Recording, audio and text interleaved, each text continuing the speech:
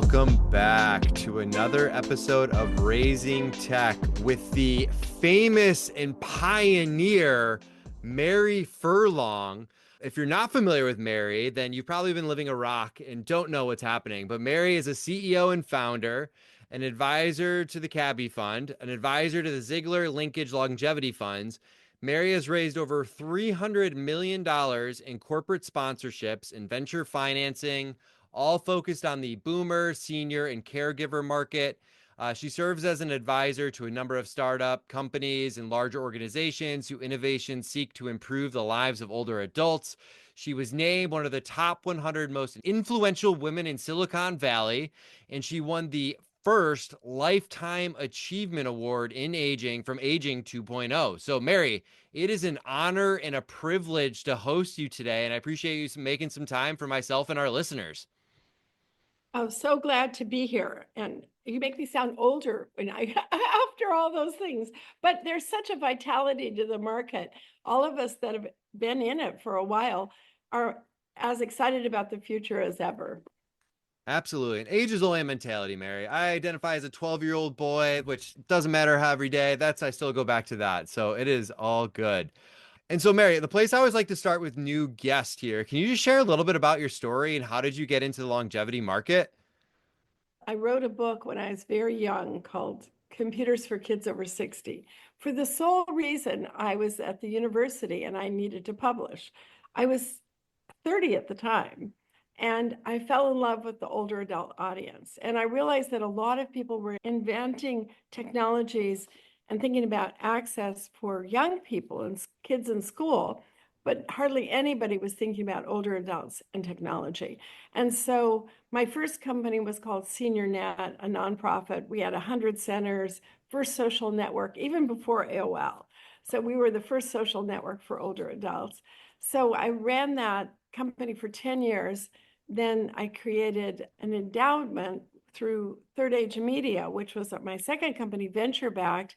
It was like CBS Sportsline, MarketWatch. We were the lifestyle play, and CBS was one of our investors. We had a real exciting company that was a media and marketing company to support the needs of third agers because we thought the boomers didn't want to be called seniors. Sold that to Ancestry in 2002, started a newsletter, a conference, a podcast, a blog, and just grew this business of MFA for the past 22 years. We've given away $210,000.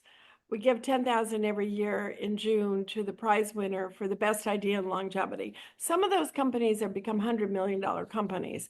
And so in the course of all that, I've helped a lot of companies raise money, helped some venture groups raise money. And so we're always connecting the dots between the entrepreneur who has the best idea, the distribution, and the investors. Yeah, I love that. And just such an awesome career. And I remember like when I first started hearing of the legend of you when I joined this industry like 10 years ago or so. And you've been so deeply involved in longevity in senior living, aging, right? Really everything for years. And I'm wondering like what major shifts have you seen in how investors approach this industry today? I have fresh news. I was just honored to be at the National Investment Conference on Senior Living, which was an amazing conference in San Diego. And there were lots of real estate players there and top thought leadership with Lisa McCracken, who does the analyst for the National Investment Center. And one of the findings that was shared at the conference was that if you were looking for real estate investment from 2025 to 2035, the next 10 years, then you could get an investment in something that was building data centers for AI. Right now, there's the NVIDIA conference out here in California, very hot conference, a lot of people there. So you could look at AI as an investment with these data centers. But the number two is senior housing. So my friends are now coming into their 80s, their late 70s, their 80s, and invariably, some of them are going to need to choose to go into senior housing. And so the next 10 years, The top of the boomers turn 80 next year, and that demographic python, it's just going to be an elephant as people come into that age. So it's the future of senior housing, it's the future of home care, it's the future of services into the home. Whether that's meals because someone's had a stroke, can't cook for themselves, someone's become a widow. So the interesting thing about demographics, they don't lie. Demographics are destiny, as people say. Yeah, that's so interesting. And to see that taking place, I wish I was at that conference, but it seems like there was some really good learnings coming out of that. And, I think kind of the trends that I've seen, like private equity and venture capital, are playing a bigger role in the senior living, age tech space, right? And I'm wondering, like, what are some of the biggest opportunities and risks that come with this investment influx that I think we're going to see if we're not seeing already? Well, here's the good news. Every dissonance of aging is a market opportunity. So when the boomers turn 40, you're not there yet, but you'll need glasses. As you get older, then it's hearing aids. So I look at the 10 years after that. If you look 10 years ahead, as my colleague Ken Dykold says, if you want to catch an elephant, dig a hole that's big enough for where they'll be in 10 years. So memory issues are going to be bigger and bigger. We see a lot of innovation globally coming out of that category. Mobility issues are going to be huge. The self-driving car is not coming soon enough, but one of our clients is GoGo Grandparent. They've grown at a very fast clip. Silver Ride's grown at a fast clip. You're going to start to see designer canes if you haven't already. Companies that are large, like Best Buy Health, has a really interesting meeting tomorrow that's open on the role they're going to play in senior housing and home care. You just take a look at mobility in all of its ranges, and 1 in 3 older people end up with some form of cancer. One of the side effects of that cancer usually happens later in their life, in their 80s, is loss of muscle mass. Loss of muscle mass causes mobility issues. So you just begin to track anything in the wellness, fitness, a strength training area, really important new businesses to look at. So any chronic condition, 100 million people have arthritis. So we have a client right now looking for funding called Good Boost out of the UK, which are using new devices inside water aerobic classes and pools that measures how strong you're becoming while you're in there swimming. Why is water aerobics and swimming so important? It's less pressure on your body than walking. The whole wellness fitness category, circadian light in your home. So I just talked to an exciting company this week, Blue Iris, that's doing work with lighting in buildings. And if someone has early stage dementia and is at home, what can we do already there to help them stay safe so that they can sleep better? Very important issues. And you might not think I need glasses, but I got my contacts in right now. It's illegal for me to drive at night without something. But yeah, I find my hearing is definitely going, and I've had a couple of knee surgeries by now, so I'll be there soon enough. Yeah. That's one of the hot topics at lunch with 7-year-olds is knee surgeries. Although I sometimes say hearing saving a lot of marriages, the loss of hearing, but not really. I mean, why do you see people at restaurants at 5 o'clock? It's because they can hear better, you know. Oh, for sure. And hearing is definitely one of my passion projects in terms of even just what I saw with my grandmother and last company. So we could go down a rabbit hole of hearing and all that sort of stuff and what that actually looks like. But Mary, I know, like, because you do a lot of advisement and consulting for entrepreneurs. I know you helped consult with us very early on in our journey, and I'm wondering, like, for aging industry focused companies that are looking to attract investment, like, what key factors make a company or technology stand out to investors today? When they get traction in a use case that makes sense, there's a company right now I'm working with called AMBA. They have a solution that helps in fall detection and prevention. If you can reduce the fall risk in your home, but also in a senior living community, what that does to the reimbursement rates that the senior housing group has to pay for insurance is really important. So if someone falls in a senior housing community and then someone else falls and then a third person falls, the families are going to all know about this and they're going to say, well, let's find a better solution. But if you can innovate around something like fall detection, fall mitigation, then you can help the senior living community with their reputation.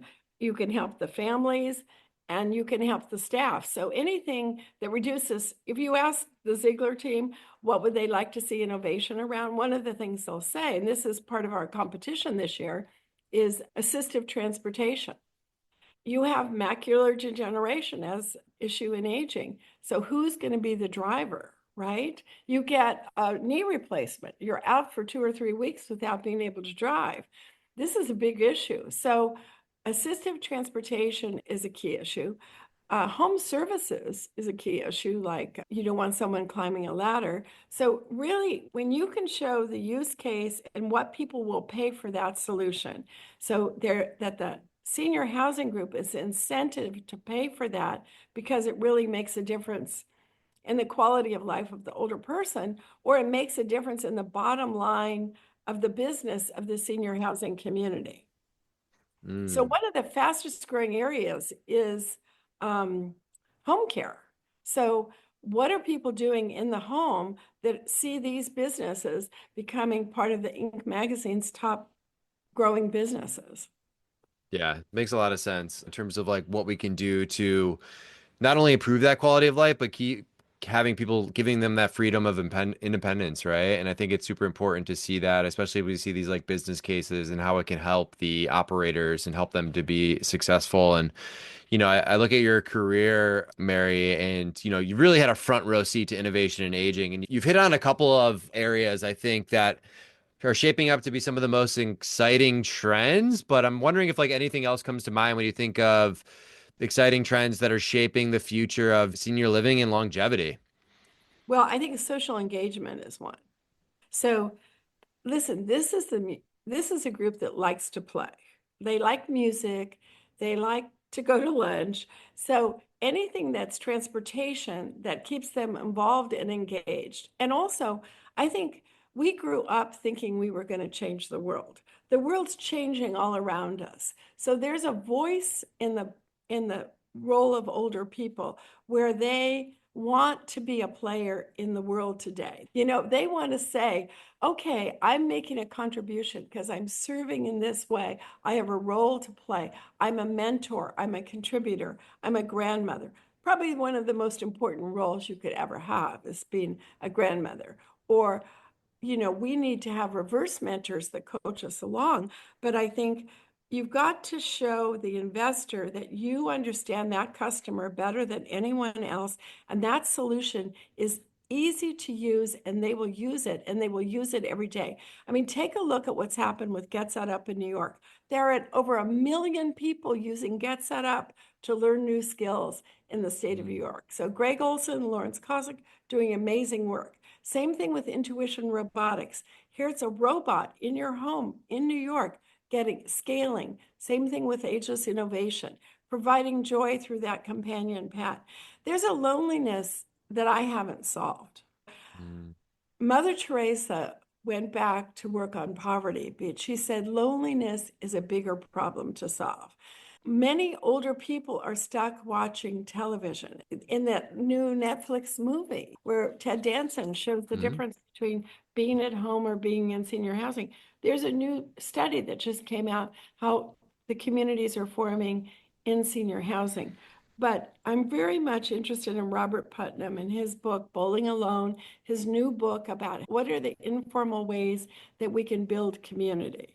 I belong to a book group, a water aerobics club, my alumni group, my little French bakery chat group on Wednesdays. We're all at home a lot, and this need to connect is more and more present. It doesn't go away, it's more acute. And heaven help us if we lose friends or family members. That makes it even worse. So then you have to cultivate these new friendships. And senior living has to, if you look at the images of how senior living shows itself in the media, people are always smiling, always having fun. There's karaoke, there's all these other things. We have to find new ways for older people to engage in our culture. And I see a lot of innovation around that. Yeah. Yeah. I remember seeing all the studies, and I think when the pandemic took place, it really just, it, it added gasoline to that loneliness thing. We saw all this information and data coming out of what that social isolation can do to us and that loneliness. And it's been pretty amazing to see when you're being proactive in doing that. When I think of like senior living, giving the space and the opportunities for people to make new friends, make these new relationships, have these shared experiences. And I'll tell you, Mary, you've got more of a social life than me, so I need to pick it up over here. Oh, look at what you did with Eversound. The smile on people's faces when they could hear. So many people are isolated because they've got tinnitus or they can't hear. I mean, I had Guy Kawasaki as a keynote speaker last year, amazing speaker. He has a little bit of tinnitus he shared with the audience. Every single person wanted to talk to him. We were at the yacht club. He went outside. So one by one, people went to talk because it's hard to have an event if people can't hear. So we have Yeah. to look at these issues. And there's nothing more that brings a smile on our face as someone who is now back in the game. So be there for your friends. Go out there and visit them. Katharine Hepburn used to say, I just go and visit my friends that are ill, and they're going to come see you too. You have to really dedicate your time to spend with those people. But friendship and mitigating loneliness, you could take it in every part of our culture and bring back the bowling alleys, bring back the game watch games, bring back Yeah. the community volunteerism. Yeah, I love that. I love that. And, I know, Mary, when we were doing our prep call, there was something you had said that has really resonated with me. And I've thought about it a few times since we've talked, but you said, quote, older people need a vision of the future, not just a memory of the past, end quote. I feel like you need to put that on a t-shirt or something or run with that. But I'm wondering, like, when you think about it, like, what does the future look like to you in terms of technology and quality of life for older adults? I love that quote. It was from the White House Conference on Aging.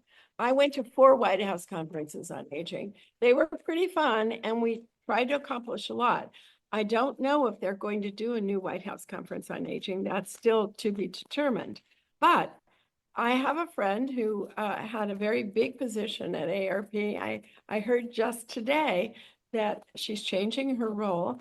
I'm going to reach out to her and see what she's planning to do next. So people don't want to talk about what they did before. They want to talk about what they're looking forward to doing. What is the adventure that's the next adventure that they're going to have? Mm, And where are they going to invest their time to get more purpose? Now, they may not have as much physical energy, but they need to know that they have to have a mosaic in their life that puts working out and seeing the right doctors, eating right, and then providing the socialization. But everybody wants to feel that they're still in the game. And why wouldn't you want to know about AI if that can enhance your life and make the letters of recommendation you write or the way you engage with people? Why wouldn't you want to know? I heard that Carrie Yaya just did a really interesting post about how to use AI to help people write letters of recommendation as they're applying for jobs as they graduate. As grandparents, why wouldn't we want to share that to the people we know that are trying? So we have to stay in the game to stay relevant to the young people in our lives.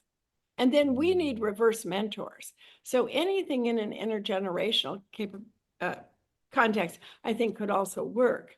But we need to go back and talk a little bit about the business model. As you know, if the entrepreneur doesn't have the right business model, they need to pilot, iterate it till they find the right customer. Because companies are going to go to market in 8 or 9 channels. They're going to go internationally. Sometimes it could be a nonprofit government agency in Europe that has a very old population that will just license your product first, like Care Daily in Belgium. That product's being licensed in Europe. Or we see deal flow from Japan right now. There's a company looking for funding that can restore hair. And it's What? You can't be telling me that, Mary. Can't be I'm dropping going to that bomb share on those. me. No, but I'm just saying you want to you want to have the best sources of deal flow, and then you want to choose the right opportunities as you get older. And I think you don't have time to waste, so you have to choose the right kind of people to hang out with. Mm. We just decided here yesterday to start a local age tech group that meets in the East Bay. And I think it's going to be like a really important group because we'll have hospitals, home care, entrepreneurs, and investors. They're in their home offices. So why not just kind of invent things that say, let's get out together and collaborate a little bit more? I love you guys are taking that approach, and getting everybody there, right? I think to your point about the home office, like getting people out, collaborating, figuring out what that business model is. And I find you can't really figure that out. Like the only thing you can really do is maximize conversations, right? With like your end user or who could potentially buy to figure out if there's actually a problem there, like what that could actually look like. So like getting out there, you know, being vulnerable, asking those tough questions and trying to figure it out as you're trying to build that. And Mary, it's no surprise, right? Like you've built and advised countless companies in this longevity space. I'm wondering, like, what are some of the biggest lessons that you've learned along the way? One lesson is always have the best people around the table, the best investors, the smartest, the ones who listen, the ones that are going to be there in the tough times. That's the most important thing. Second thing, if you think you've got the wrong person around the table on your team, and you tell yourself 3 times, I've got the wrong person, get rid of that person. Okay. Fire fast and say goodbye. If there's a misfit, but you think you could tweak it, then fix it so you can keep them on your team. I pride myself in, even in this company, I've had people with me for 10 years. One of them was a caregiver for 40 years who took care of her mother till she was 102. She cares deeply about what we do with our clients. So you've got to have the right team members, and you should always upgrade. I really pride myself when someone gets downsized or chooses to leave a job. I like to be the first phone call in.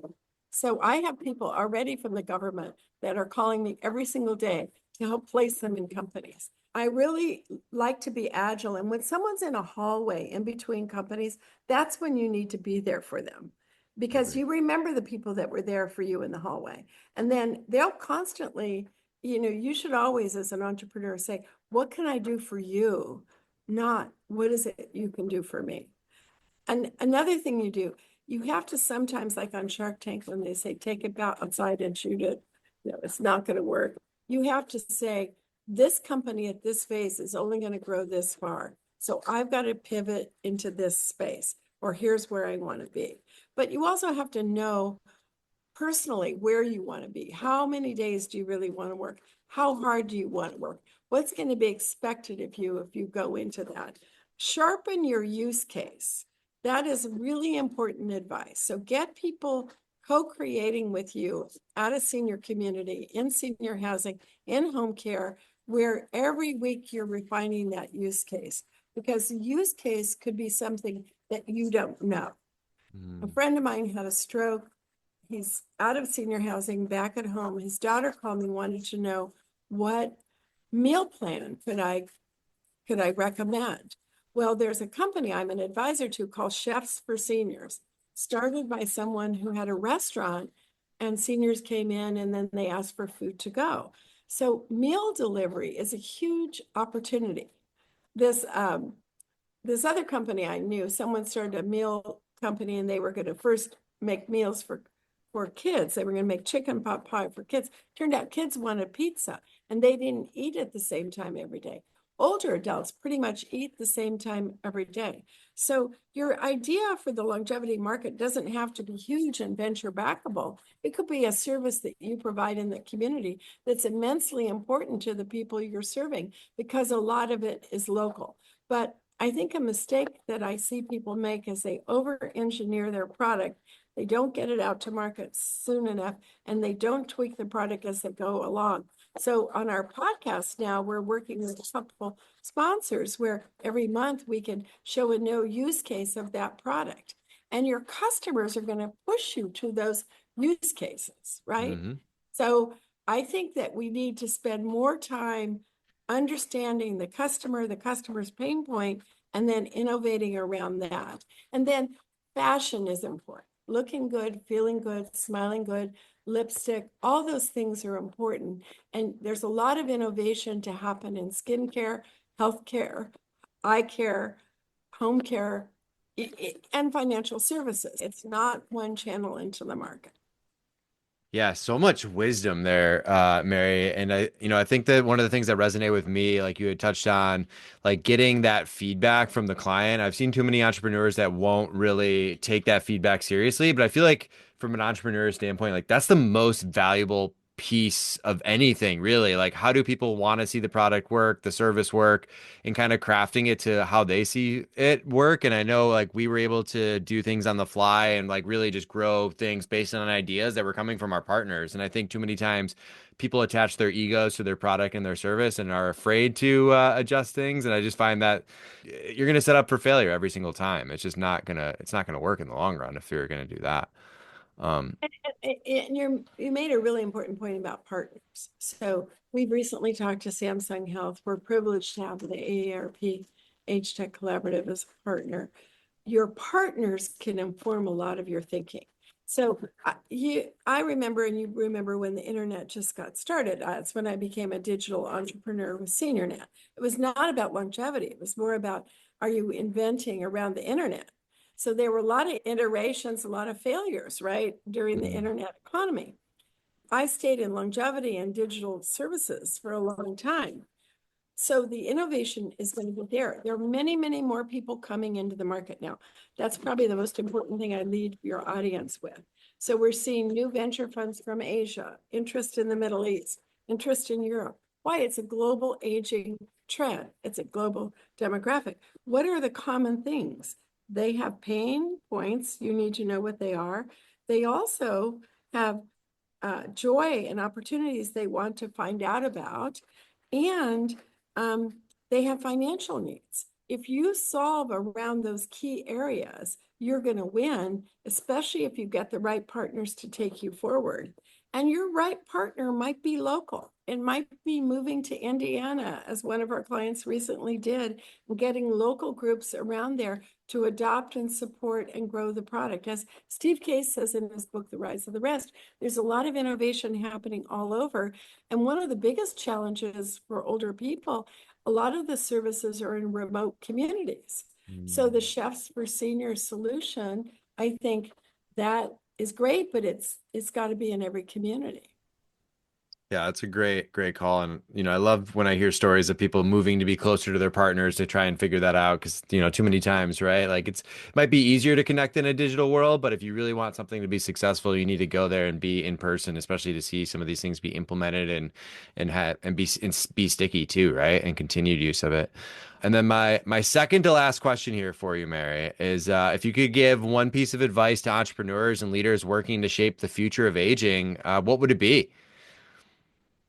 I think it would be prepared for a long ride, that it's going to take, like Sherwin, it took 12 years to create CareLinks and find the right home for it. So be prepared for the long journey, but know that the journey is part of the reward, because the joy you're going to bring to the people, like Jack York, who's driving 100-year-olds around to celebrate their birthday in his new company, Tailgate, let them tell their story on their birthday. The joy you get from changing someone's life changes your life. So the joy I get from watching these innovations bring smiles on people's faces, or keep them safer longer, or keep them more connected with other people. That's the joy that you're going to get. So it's worth it. My new book, which was a revision of my old book, Turning Silver into Gold, the silver is the money you can make. The gold is the good work you could do, the Mm. good feeling you have by saying, I changed someone's life. I love that. I love that. I mean, I love this industry because it's like business with soul, right? Like you can do so many different facets of business and just feel good at the end of the day and improve quality of life for people. It's what it's all about. And then my last question for you, Mary. I know you had mentioned your conference, but where can people learn more about you, about your conference? We have a lot of listeners. I'm sure they would love to learn more about that. You can find everything at maryfurlong.com, all of our podcasts and newsletters and things like that. I'm glad to help anybody. And also for the investors out there, invest now and work with you won't find any more dedicated entrepreneurs. And the culture of the entrepreneurs and the investors in their space, they're all willing to help each other. I would agree. Awesome. Well, Mary, it's been an honor and a privilege. This is like one of my bucket list items to interview you. So thank you for allowing me to check that and appreciate your Oh, time so today. fun. Yeah, you're my reverse mentor. Okay, you take care. Thank you, everybody. You can find us online at raisingtechpodcast.com, where you can see all of our episodes and contact us to provide feedback or submit an episode idea. We are on social media everywhere at Raising Tech Podcast. If you enjoy Raising Tech, please leave us a review and share with a friend. Music is an original production by Tim Riesig, one of our very own Parasol Alliance employees. As always, thank you for listening.